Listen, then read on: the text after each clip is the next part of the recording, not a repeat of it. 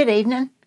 I'm Janet Chandler. I work here at the Cullman Tribune, and tonight I'd like to read you a story from Bible Stories, written by Miles Kelly. Tonight we're going to read the story of Noah and the Ark. When God first made the world, it was very beautiful. Everything was peaceful, and everyone was happy. However, people did not respect the world or each other. This made God sad. People were selfish, cruel, and wicked. They were mean to each other and fought over everything. This made God angry. One man above all others was good, honest, and hardworking. His name was Noah. God was pleased with Noah, his wife, and their 3 sons and their wives. So one night, God spoke to Noah in a dream. "I'm going to flood the world and wash it clean again," God said. "You will need to build a huge wooden ark to save your family and 2 of every living creature." The next day, Noah and his family began the huge task God had given them. They used the best wood they could find, and slowly the ark began to take shape.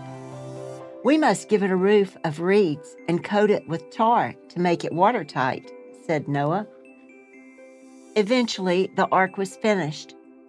It was 436 feet long, 72 feet wide, and 43 feet high.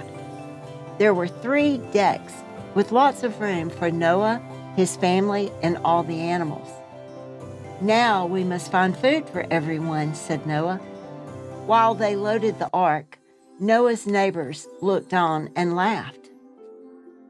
Next, Noah collected 1 pair of every animal, just as God had asked him to.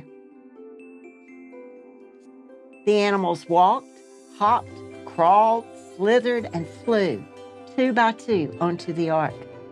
Noah's neighbors laughed even louder, but Noah trusted God.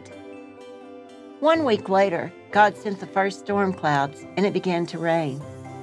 Rivers, lakes, and oceans quickly swelled. Water flooded the land, and the ark floated away. Noah and his family trusted God to keep them safe. It rained, and the world was washed clean by an enormous flood, as God had wished. Soon, even the highest mountains were covered by water, and still the rain came. It rained for 40 days and 40 nights. Then, as quickly as it started, it stopped. The ark came to rest on top of a huge mountain. "I can't see anything but water," said Noah, peeking out. Then God sent a wind to begin drying up the water, and the sun shone down on the flood.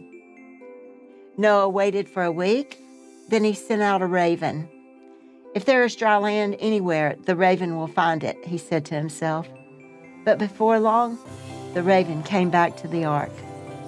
Noah waited another week and then sent out a dove. This time the dove flew back with an olive branch. When Noah sent the dove out the next week, it did not return. The dove had found land. God said to Noah, "The flood is over. It is time for you and your family to leave the ark. Go out into the world with the creatures and begin again." God vowed never to flood the world again.